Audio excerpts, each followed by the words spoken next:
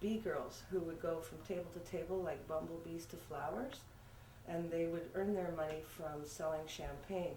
And so one of the women fondly remembered that she would spill the champagne, whoops, so that they'd have to buy more, right? And it's just interesting to hear all those kinds of things. It all culminated, of course, when second wave feminism hit, and they decided that supper club owners were exploiting us, and so charged the Filiponis who owned the Penthouse nightclub with living off the avails. It had the immediate result of no supper club owners allowing escorts to meet their customers in the bars anymore. And the first street strolls emerged, and the first murder of a sex worker took place in Vancouver that year. So after that, in '85, you've got the law revisions. That year saw the mortality rate of Vancouver sex workers go up 500%. Then in 1990-91, and I remember this, we could all rent hotels in the Lower Hastings corridor. We could rent the rooms by the hour. Once again, women thought that the hotel owners were exploiting us, and so threatened them with criminal charges and the losses of their businesses, and so they were no longer willing to rent us the rooms. So people started working at Crab Park and in the laneways, and we all know what happened then. In 2006 and 7, there's this ongoing war against organized crime in which they think that exotic dancers are a reasonable casualty. They continue to close down those places. They don't seem to understand that they're narrowing people's choices.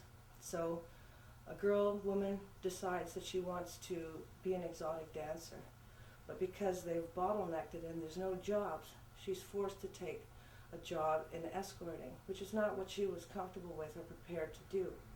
Or if she's younger, perhaps she does get the job, but an older, less marketable exotic dancer loses their job and is forced to choose sex work that's beyond their personal boundaries. So this is ongoing, having to try to deal with this. On the other side of it, you've got them raiding health enhancement centers and closing them down. And this, again, is bottlenecking things. They removed the adult services section of Craigslist, ironically, on the International Day to End Violence Against Sex Workers. And within 6 weeks, there was a woman dead in the park. Girls on the street said she was new to the street, and this is what happens.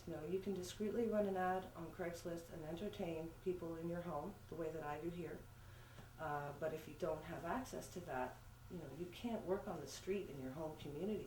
So you're forced to travel to a part of the city that you don't know, where you don't have supports or places you can run to, so that you won't get caught. The stigma plays its role, right? And all of this is sort of continuing, We're dealing with anti-trafficking movement, which is just insane. We're trying to combat junk science through people like Melissa Farley, whose credentials are under question. There's a complaint launched against her with the American Psychologists Association, but yet they still hoist it as the Bible on sex work. You hear people say 90% want to get out, and that all sex workers, the average age of entry into sex work is 12 to 14 years old. Well, that's not true, because if you look back at the sample study, that was a group of youth between 11 and 18 who were all in crisis and living on the street. That is not an accurate sampling of the sex industry community. That's a good sampling of exploited youth, which you could say the average age of those exploited youth was 12 to 14 years old, but that is not a foundation for making broad sweeping statements. Based on that,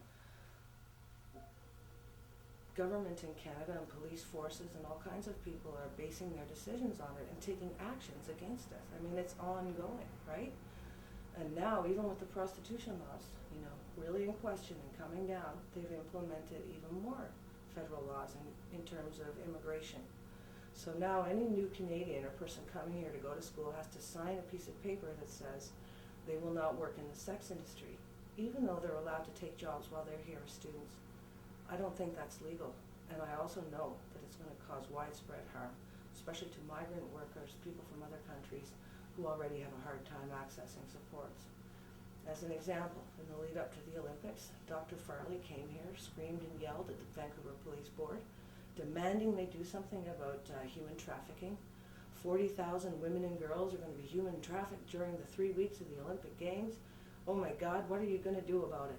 Well, what did they do? They raided 63 health enhancement centers, all of them Asian, okay, not one white girl at parlor, okay, and when they found no trafficking victims, they arrested them and deported them. The Global Alliance Against Trafficking in Women, we call it GATW, it's research done by 9 academics in 90 different countries. It's the Bible on human trafficking. Says that anti-trafficking campaigns cause more harm than traffickers, and that when these workers are deported, they sometimes face going to prison upon arrival in their home countries, and in some cases they face execution. So how can abolitionists think that that's a good idea, and how can Dr. Farley think that that's a good idea and that she's achieving something? The other effect that it had was workers in other parts of North America heard these claims of 40,000 customers and flocked here to try to earn the money. And that wasn't what happened. The money was in the lead up to the games, the huge workforce that built the venues. They were foreign men from all over the planet, and we made all kinds of money in the years in the lead up. But during the games, it's a family event. It just wasn't like that. The whole downtown core is cut off, you know. Nobody was making any money during that.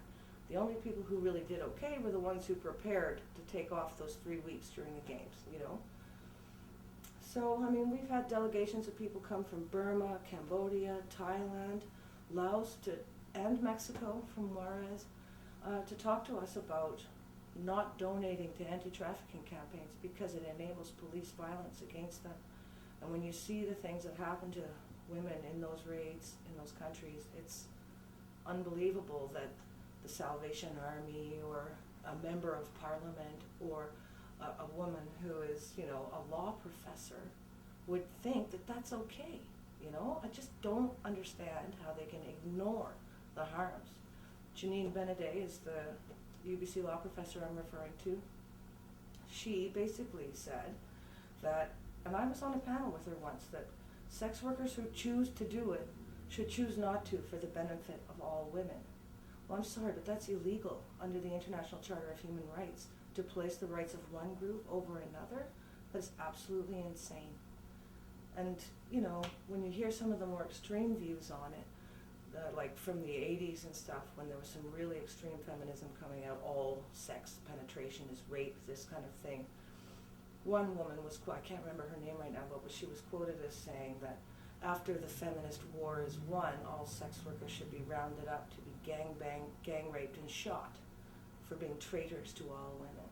So, you know, as well as the anti-syphilis campaigns. I mean, I've seen historical posters where, you know, the sex worker is always placed as the vector of disease, which is why to this day we think that way about sex workers, that, you know, they're dirty and disposable, right?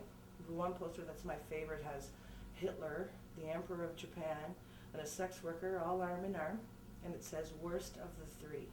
So worse than Hitler is a sex worker in terms of destroying the fabric of society. So when you hear about the stories of the syphilis trials and sex workers who they believed all had syphilis being thrown into prisons to be raped and to infect the prison population for testing new treatments for syphilis, you know, this is in the 50s, you know. And in fact, in Vancouver, before 1973, we were not classified as human beings when we were found dead.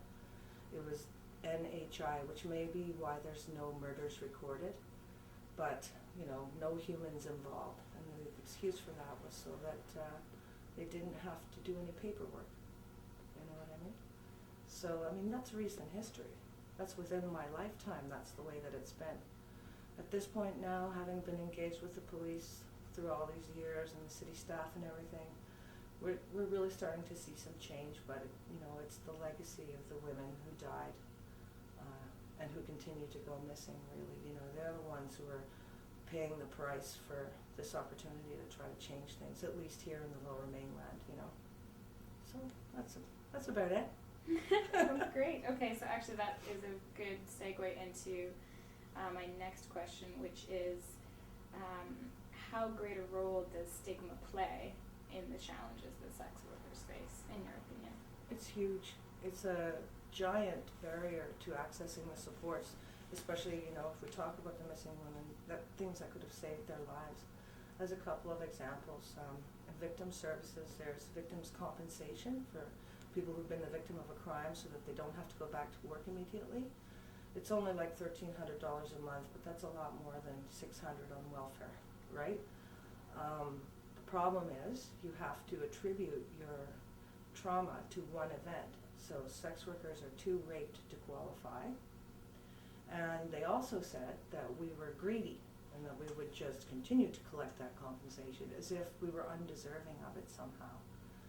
That policy has not been changed.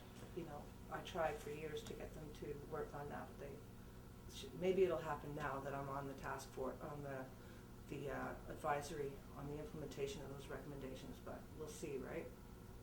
Or when you're in crisis and you need to get into an emergency shelter, if you say you're a sex worker, the line of questioning changes immediately and becomes, do you have AIDS and are you on drugs?